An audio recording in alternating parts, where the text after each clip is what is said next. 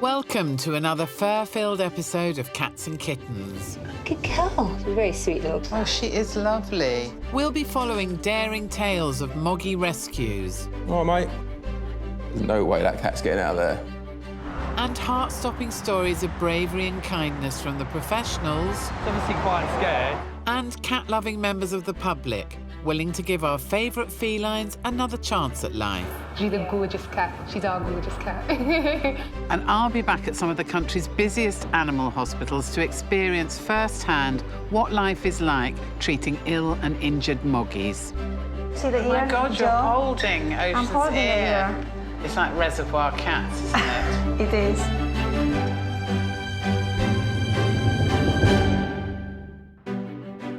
In today's show, I'm not scared of heights so far. it's a high-rise rescue for Inspector Sam Durrant as she and the fire brigade try to reach a cat stuck up a tree. I'm worried that this branch is then going to move him. Good boy, good boy. I'm going to get you. Inspector Claire Dew puts on her detective's hat to investigate why a cat is over-grooming. Hey, sweetie, she's a very affectionate little girl, isn't she? But yes, she's just got these. And I find out just how itchy it must be to have ear mites. When you scratch actually his ear, really often there is a reflex and they scratch themselves. So They start in that- scratching, like that, yeah. Like, yeah, I like it. Let's just carry on.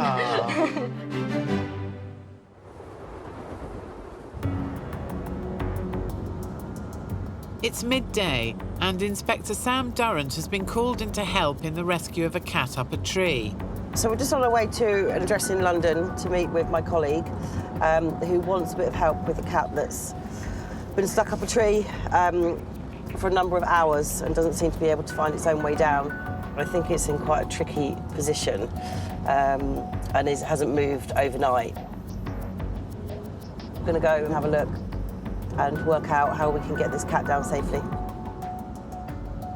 Removing cats from trees when they're stuck is really difficult because things can go wrong quite quickly. People can get injured, people can get hurt, and obviously ultimately that animal can get hurt. So they're never straightforward. Sam's colleague, Animal Collection Officer Nicola Thomas, is waiting to fill her in on the story of the cat, 8-month-old Theo. Right on the edge, isn't it? He is, yeah. He's somehow managed to climb to the very top of the tallest tree in the garden. So what happened yesterday then, Nick? So the fire brigade came Yeah. and had a look, but the problem was that they couldn't really get a ladder up anywhere near where he was. Being as yesterday when we came, he'd only been up there maybe an hour. Okay. We decided to sort of see what happens overnight and hope that he came down under his own steam. Yeah, that is not an easy spot, is it? It's not, and the concern is obviously where he can sort of drop. You've got all the fencing and things Yeah. like that as well, so Yeah. it's a little bit So they've obviously set up worrying. these sheets here. to try and sort of break his fall if he did come down overnight. Oh, I he's just think been clinging on all night, hasn't he? he is in a sort of I precarious don't spot. think he's going to easily No. come down at all, is he? Poor little thing.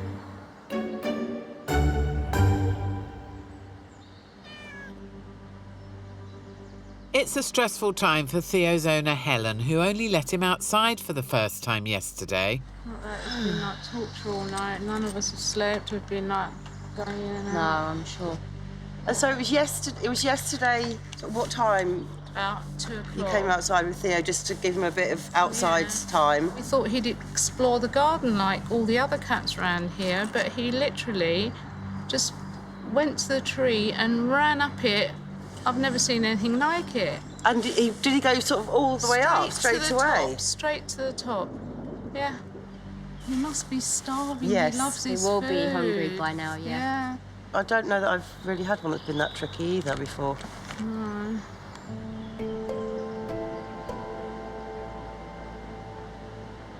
He's gone as far up this tree as he could possibly go onto the flimsiest of branches, and actually getting access in with the fire brigade equipment is difficult because we're surrounded by gardens.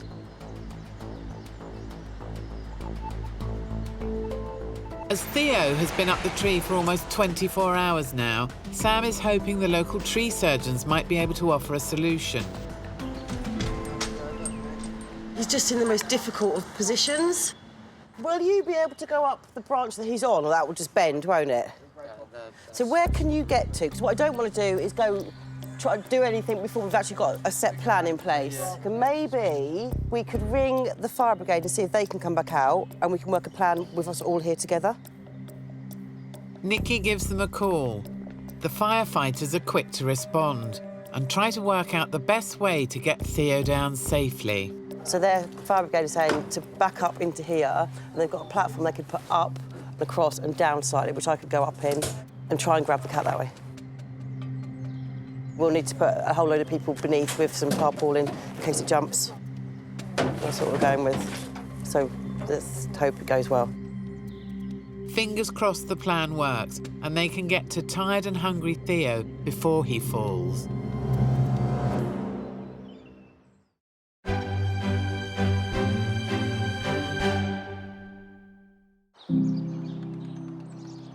Living outside makes a cat more susceptible to parasites, and one of the most common of these creepy crawlies is the teeny 8-legged ear mite, which can cause intense itching and infection.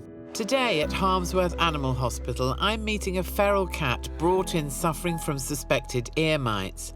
He's had some initial treatment and is now under the care of vet Sam Fevey and nurse Victoria Laslett. Hi there, Sam. Hi, Joe. How are you? Nice to see you. Hi, Victoria. Right, what have we got? Young male, Right. and he just arrived 3 days ago. Oh, that looks very sore. To examine this feral boy safely, we're sedating him using a crush cage. What we do, we just pull on there. Okay. So if you want to help Victoria to pull on this. I have seen one of these. I tried to buy a big one for my other half, but as yet not come across a big enough size. Done. That's all done. Oh, he made a really growly, I don't like that noise, which I would make if someone did that to me as well. In terms of his ears, what do you expect to find? So we can find ear mites, so really waxy ears, really black wax in there, so really dirty ears, actually. They are parasites, and they love actually living in the ear canal, and they actually eat all the debris from the skin in the ear canal. I don't like the sound of that. So that's why we have to get them out, yeah. The best way to do that is with eardrops. That's if our feral friend is sleepy enough. Okay, come on, darling. Oh, he looks a bit scary. What's his name? It's Judge Turpin. They called him this. Judge Turpin? Where's that come from? So sadly, I cannot help there because I wasn't there when he arrived, and that's what they. It's not your dad, is it, Judge Turpin? Actually, it's a character from Sweeney Todd. How cuddly. I do worry about this lot sometimes. Come on, the judge. Okay. All right, darling. He's well away. So we're just going to give him a bit of oxygen. And Sam can take a closer look at the nasty scratch wounds behind his ears. It's been going on for a while. We can see actually that he's got lots of scars and, yeah, it's been Where he scratching might have for- scratched yeah, it on the exactly. inside, yeah. Oh, I see, yeah. Look at all this. It looks very sore as well. That's really sore.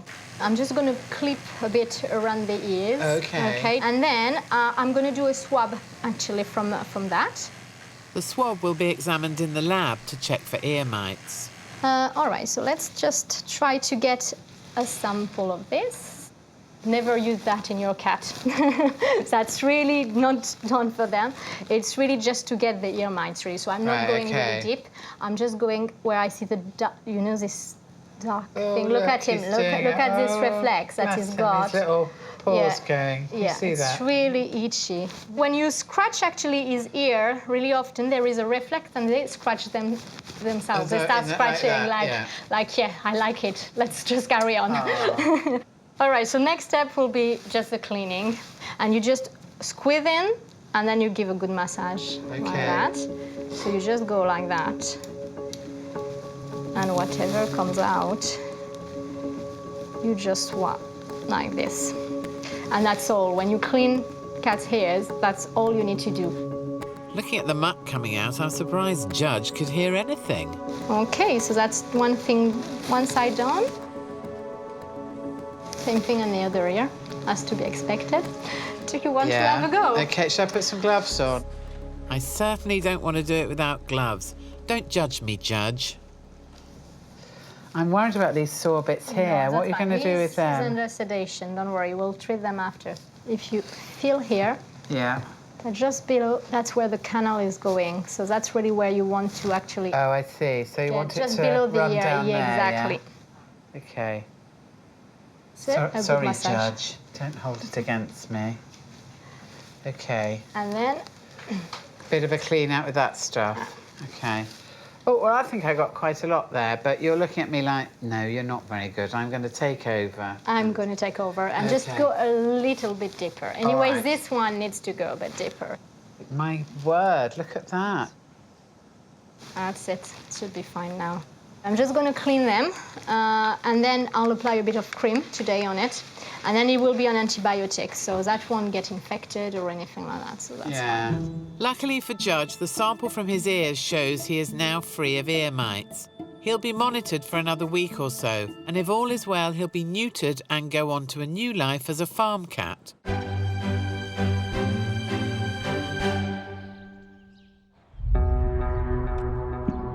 In North London, 8-month-old Theo has been stuck up a tree for almost 24 hours. Sam Durrant and Nikki Thomas have called in the fire service to help get him down. The plan is for a hydraulic lift to be extended up to the tree so Sam can get close enough to grab Theo. So you happy to go up? Absolutely. I've been up in them a few times for previous work. I'm not scared of heights so far.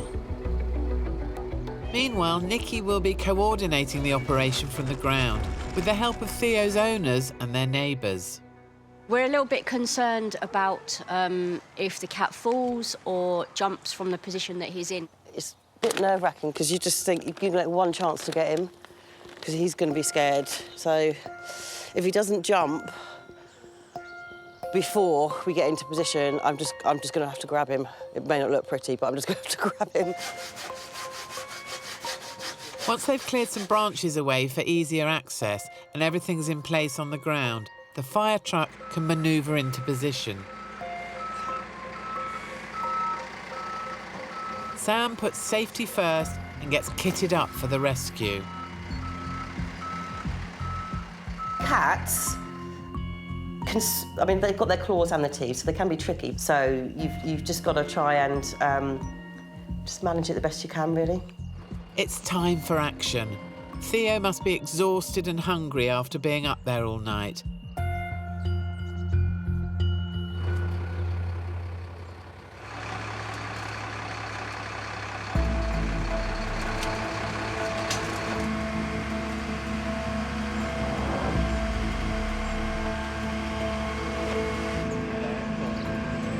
It's a nervous time for owner Helen.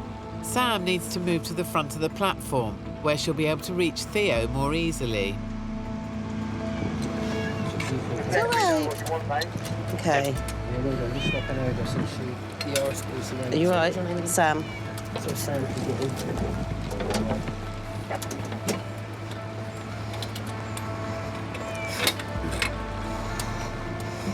Good boy, darling. Good boy. Good boy, darling.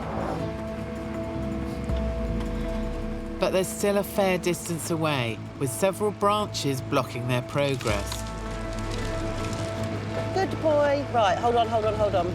Theo's getting agitated. OK.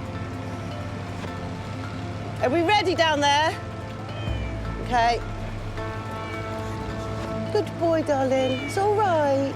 It's all right.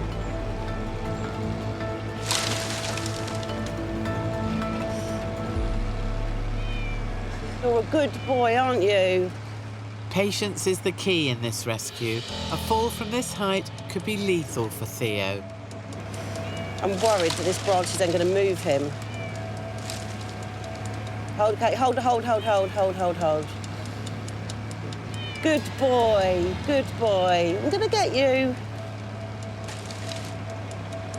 but Theo is still tantalisingly out of reach. Stay there. I can't reach yet, sorry. It's all right, sweetheart.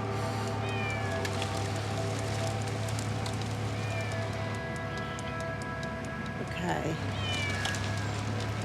All right, a bit more, bit more. Hold on. Hold on. All right, steady, steady, steady. Steady. Steady, steady. Okay, come on, come on. Come on, come on. Got ya, got ya, got ya, got ya. Sam's done it. For Theo, it's the end of a scary 36-hour ordeal. It's all right, we've got you. Owner Helen and her son look very relieved he's coming down. What are you doing up there, Plonker? Thank you so much. Come on, then. Here he is. Thank you so much. There he is. Look. Look. There. It was gorgeous, isn't he? Let's get you back to your owner, Plonker. Here he is. Who's that? Who's that? For Sam, it's a big relief that all went to plan.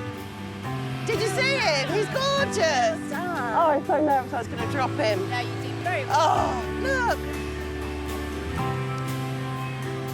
Next is yours as well, I think. Oh, you're welcome. You're welcome. No worries. Yay! And there's another hug coming Sam's way from owner Helen. All right. Oh. Oh. Thank you. You're welcome. Oh, he was so scared, bless him. He's fine. He's lovely. Yeah, he's fine. Brilliant. It's really, really good result. But the fire service, just as they always are, they're just absolutely fantastic and nothing's too much trouble. And yeah, it's a really, really good result. I think Theo's family are over the moon and he's back home and he's safe. He's never going to want to look out of that window again, is he? I think Theo's now going to be an indoor cat from now on. Sounds like a good idea to me.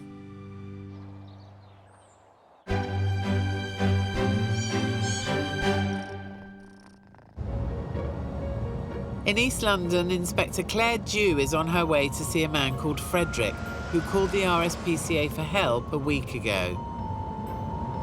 I think in my 15 years as an inspector, probably only 3 or 4 times has someone actually rung and reported themselves, intentionally reported themselves. It's very rare. 83-year-old Frederick is concerned about his female cat called Suti. This is the sort of thing she does. She tends to lick, and then she started like pulling the fur out. She clearly has a grooming issue where she has licked and licked and licked and plucked fur from herself around her back end and under her tail on her back legs. After seeing Suti a week ago, Claire recommended flea drops, so she's hoping it might have had some effect. If not, Suti will have to go to a vet. Overgrooming can be, it's horrible. It's a mental health issue for an animal, if you like. It can't be nice for that animal to want to be continually licking itself all the time, because skin can become very infected, and we need to try and break that cycle so that animal can have a better life. Hello. Sadly, the flea treatment doesn't seem to have worked. Suti is still licking herself. It's been another week. I was hoping that there would be some improvement, and there hasn't been any improvement. So you know then this morning, with your permission, Fred, I'm going to take her to a vet. I'm extremely appreciative. Yeah, OK. Hello. Come here, darling. Don't worry, talk to me. Oh, darling. How long in total do you think she's been like this? Taking out her fur. Yes. She is doing it for the past 6 months. 6 months. But for some reason, now she's more determined with the fur. She spends more time because she clean herself clean. That's one thing. She's always clean herself. So she's spending more time doing it now? OK. The question is, why is she doing it? Claire has a hunch. When I first met Frederick and Suti, my first opinion straight away was this cat's stressed. Causes of stress for a cat can be many different things. Either it's changed ownership, or it's moved house, or there's a new baby, or a new animal. Frederick let the cat out of the bag, literally, by telling me that he'd been inviting a new cat into the house, or certainly into the backyard. And the imposter was caught on camera by Frederick's neighbour. Now, what's happening with the other cat? Because you know that I'm worried that the other cat being around is causing this one some anxiety. Yeah. I know you're not convinced about that. He only concerned about his food. So he comes in, He's eats not and a goes. loving cat that he So wants he's to not be bothered with her. Hey, sweetie, she's a very affectionate little girl, isn't she? But yeah, she's just got these little... She's not got sore with them at all. They're not... She hasn't have any Right, I'm sores. going to pop you in the basket before you run off. Isn't he lovely? Love him. Hopefully a visit to the vet can help Suti. We'll catch up with her later. Coming up... It's Wobble. Hi. Oh dear. We meet a brave cat who's looking for a very special owner. He just loses his balance completely. It's like his brain's just not working with his legs. And I'm trying not to watch too closely in the operating theatre. You might not be able to see this lovely hall that I've I don't want to see the lovely whole cat.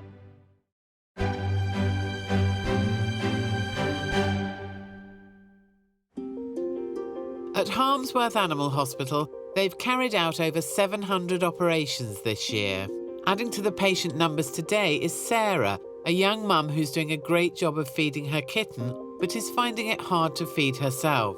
But that won't be for long. She's in the capable hands of vet Kat Wood and nurse Olivia Wassell. Hi there. Hi, Kat. Nice to see you again. Lovely to see you. Hi, Olivia.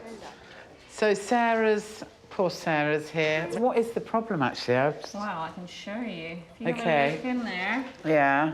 see that big lump under her tongue there? Oh, yeah. What, that grey lump? Big Yeah. thing there. The saliva that comes into your mouth, it comes in through a little tube. That tube is ruptured underneath the gum area, the mucosa Right. inside your mouth, and it's just gathering into a big cyst. So this is just a big bag of saliva. Right, OK. That's a new name. That's a new name to call my husband. It's kind of pushing everything out of the way over and making it harder for her to breathe because it's kind of obstructing the airways a little bit, and it's hard for her to eat, obviously, as well.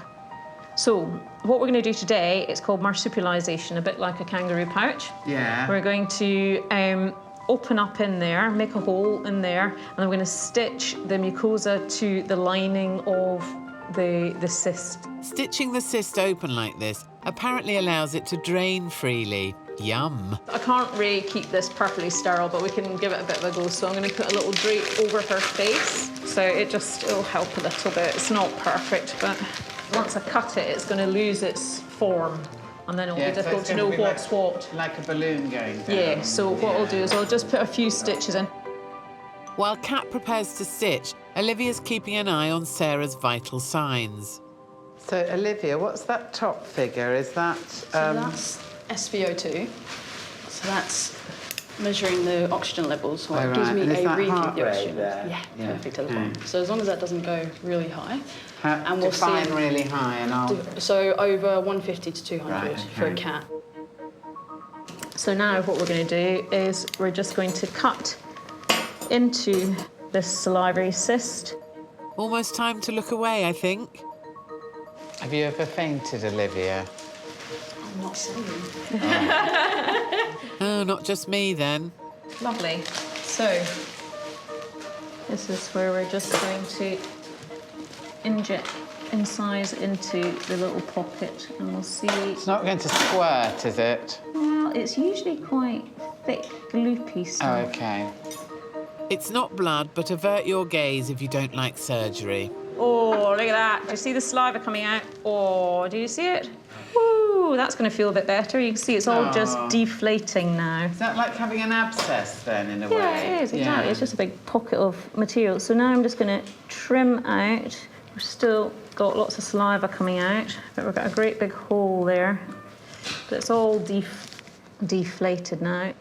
That's going up a bit. 123.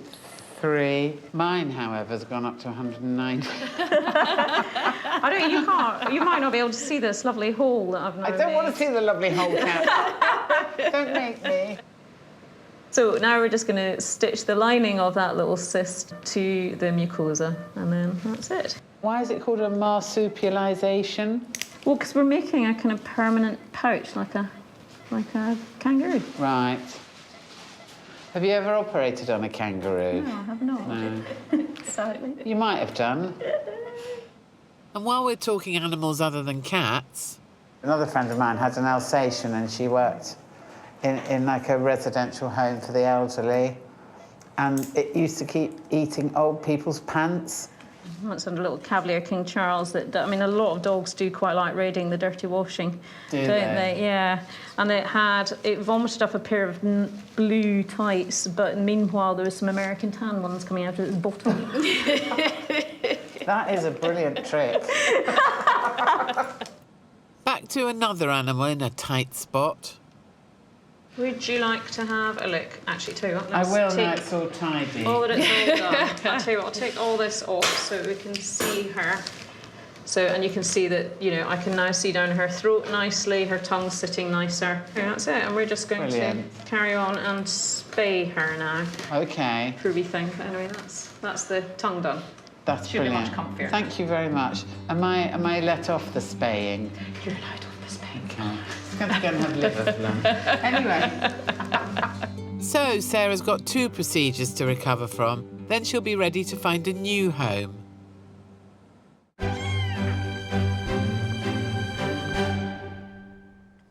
In East London, Inspector Claire Dew has just picked up Suti, a cat that's been over-grooming, possibly due to stress. She's going to be examined by vet Tom Linsell.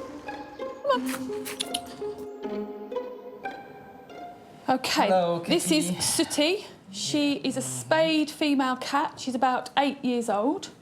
Okay. And the gentleman that owns her, is looking after her, is concerned because for the last 6 months, she has been licking all her fur off. There is another cat that the gentleman has started to feed, and my concern that this is stress-related behaviour. So, is it any scratching happening? No, no scratching. He says she just lick. Sometimes she nibbles after she's licked to pull the fur out. Now, from what I can see here, there will be occasional scratch, because this is not from licking. Can that be from biting? He says he sees her nibbling. Yeah, it can be.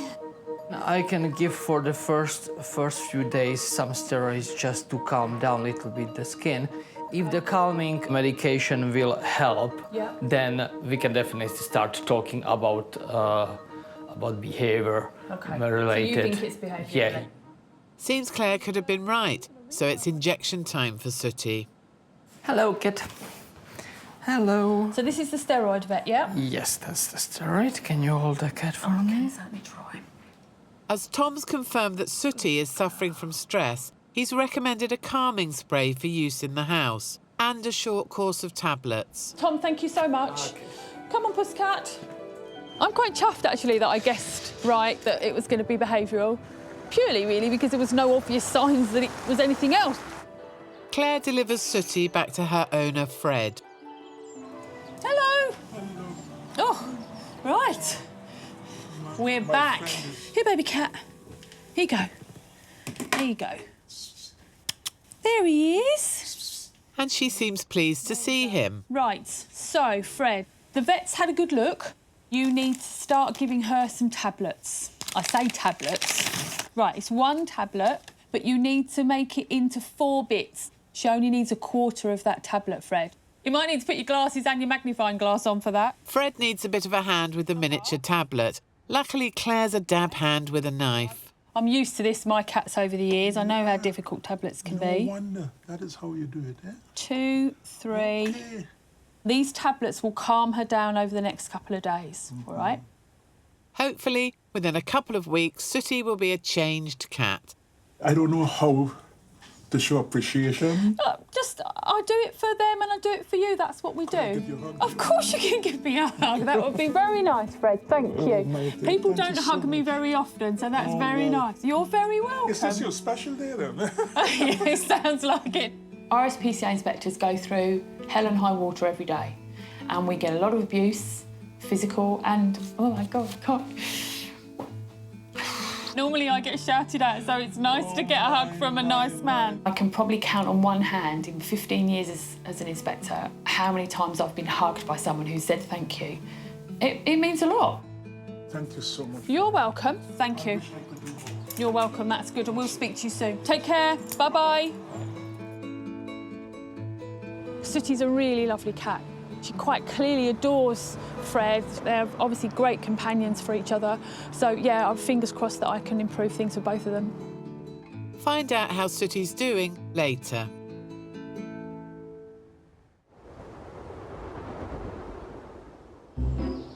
At Newbrook Animal Centre in the Midlands, a cat with an unusual condition has been handed in. He was spotted by a concerned member of the public, and since he came in, animal care assistant Leanne Trenner has been looking after him.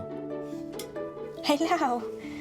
This is Mr. Wobbles. He's 2 years old, and he looks like a completely normal cat when he's sat in his pod. But when you put him down on the floor, he's got a really bad wobble. Mr. Wobbles' condition is called cerebellar hyperplasia. It's an underdevelopment of the part of the brain that controls coordination. It's generally caused by exposure to viruses like parvo or prenatal trauma. Oh dear. He loses his balance, and when he tries to sniff something, he just loses his balance completely. It's like his brain's just not working with his legs. Luckily, cats are resilient and adaptable creatures, though there are basic difficulties our wobbly friend has to deal with. He has problems with using the litter tray. He does use it, but he misses, I think, because he's wobbling so much, and the more he concentrates, the worse he gets with it. Oh, good boy. He's a good boy. Well, it's a good thing Mr. Wobbles loves being bathed and groomed. Mr. Wobble. Come on, then. Come in and say hello. Good boy. Oh, hi. Oh, dear. Oh, dear. His condition may be untreatable, but Mr. Wobbles isn't in any pain, and his life expectancy is normal, so he's ready to find a new home. He's very confident, very friendly. He comes over to you the minute you open the pod door to say hello. He's coping really well in the cat room. But when he leaves, Mr. Wobbles will need a very special owner who can help him adapt to his limitations. Something as simple as stairs present a hazard, so Leanne needs to test his step climbing ability with the help of a crash mat and animal care assistant Rosie Stokes-Chaplin. So what we'll do is we'll pop the flap open, and we've got some meaty stick, which is just some treats because he's very foodie, and we'll pop that down the stairs, and when he comes out, we'll see what he does. Good man. And then one there. I got you. If Mr. Wobbles can't manage stairs when he's rehomed, his new owner will have to make arrangements to keep him safe. Oh, bless him. He's doing his best. Oh, Mr. Wobble. OK, Mr. Wobble. I think we're done now for the day. Yeah, he tried really hard to use the stairs. He didn't do so good going down, but he did quite well going up. But without that crash mat there, he would have landed and he would have really hurt himself. Brave Mr. Wobbles won't be easy to rehome. It will take a dedicated owner to take him on, but hopefully the right person will come along soon. Coming up, 3 playful kittens get their first vaccination. He's like, I want to fight you even if you're getting the injections.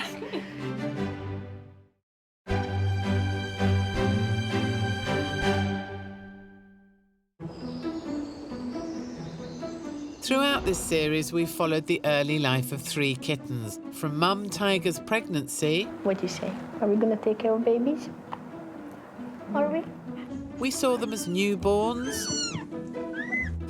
Come on then, sweetie. At just 2 weeks old when their eyes first opened, and they finally got names. So we decided to call them animals from the jungle because their mum's called Tiger. Their very unjungly names were Bear, giraffe and lion. At 6 weeks old, the 3 playful siblings were fostered by Nikki and family. We're absolutely loving looking after these kittens, so we'll be really sad when they go. They're now all coming up for 3 months old, and haven't they grown? As they all weigh over a kilogram, they're ready to have their first vaccination. Hello. Hello. Animal care assistant Steph has brought them to see vet Dragana. I have actually scanned their mom when she was pregnant with them. Oh, lovely. So it was, she's a very lovely cat. So it's nice to see the product. I think so. Vaccinations are important because we need to protect them against viruses that they can catch and potentially could be dangerous or life-threatening for them. The nasty viruses they'll be protected against include cat flu, distemper and leukemia. Perfect. And she didn't even feel that. Next for his injection is Bear, though it looks like Lion wants his go. He's like, I want to fight you even if you're getting the injection. It's nice to see them healthy and grown. Causing trouble. Yeah. That's it. Perfect. And there is only one more left. Yeah, it's just And this is so cute. They're all so adorable. They're really lovely kittens, just like their mum. That's all done. So they will have a second vaccination now in 2 to 4 weeks. And then they will be, I guess, ready to find their new home.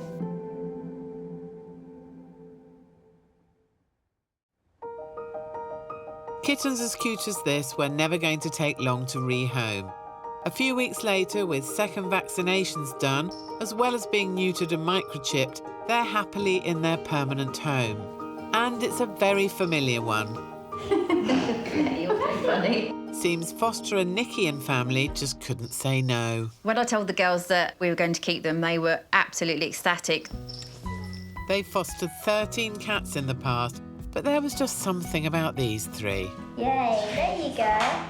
I've wanted to keep every single cat we fostered, but these are just so sweet, so we had to keep them, really. They're just the most friendliest and cutest. I love them all. The names, when we first heard them, were a bit of a mouthful, so we've sort of adapted them slightly. Giraffe became Raffy. Bear is still Bear. He's sort of Bear Boy or Bear. And Lion is Leo. Leo. They're all part of the family now. This is their forever home, and I'm really glad that we are it.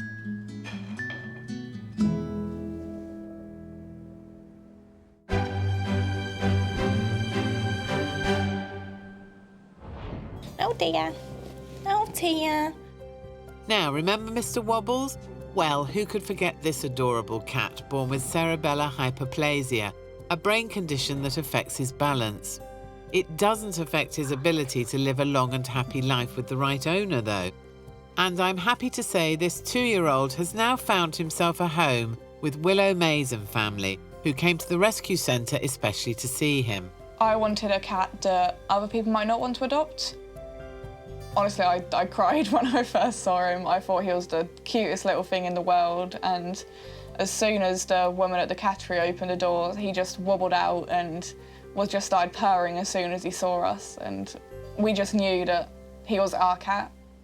His new home has been specially adapted for his needs. His walking, obviously, he wobbles around. He does fall quite a lot. He doesn't tend to fall into the furniture, which is quite good. He occasionally does, but we knew that was going to happen, so we have got like some special soft foam that he'll fall into instead of falling onto the corners. Lucky Mr. Wobbles takes it all in his very distinctive stride. Despite having the cerebella, he still acts like a normal cat. He still jumps around and plays. He is non-stop running around. He's definitely a very big character in the house. This playful little chap has come a long way since he was found shakily wandering the streets. With his condition, living on the streets wouldn't have been easy, and we don't think it would have lasted very long, so it's really good knowing that he's going to be happy for the rest of his life.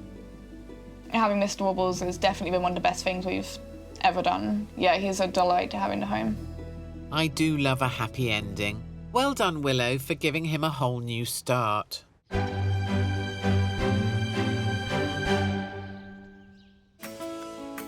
And while we're talking happy endings, earlier we met Suti, whose owner Fred was concerned about her licking her fur off.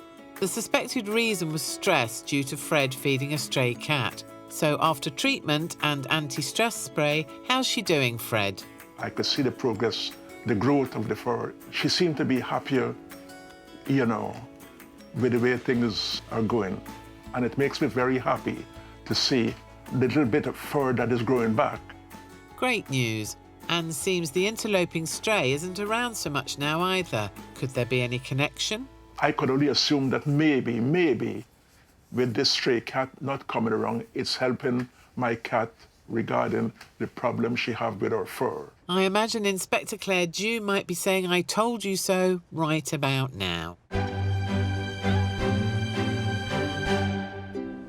So we've come to the end of the series, and what have we learnt?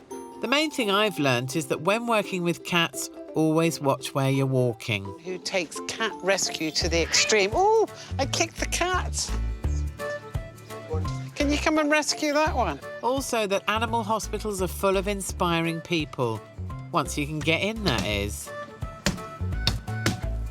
Press this. That I've got hidden talents as a vet. I've done testicles. How hard can ears be? That's right. Yeah. I think the test is ready. Yep. I'm pregnant, and so are you, which is... We've got a happy family. Yeah, absolutely. But I'd never make it as a hairdresser. How do I even turn this on? So, on button. Oh, OK. That's a good place to start. Oh. Hoovered up a cat. But most of all, I've learnt that there are people out there stepping up every day to do their jobs with courage. It's obviously terrified, as I am as well. All right, sweetheart, don't worry. Got you. And with a smile. So, how's my hair? Look at your big feet. There you go. One cat. Yay! Safety first. Better not tread on you, should I, cat? Woo, woo, woo. So, thank you very much. That's how we rescue a cat. To rescue the curious, the playful, mischievous, and definitely cute critters that are cats and kittens. You are so tiny. What's the little heart for? Just means that we love him. It is gorgeous. There we go. Oh, look. And I think you're lovely. Yes, this one's going right in my handbag in a minute.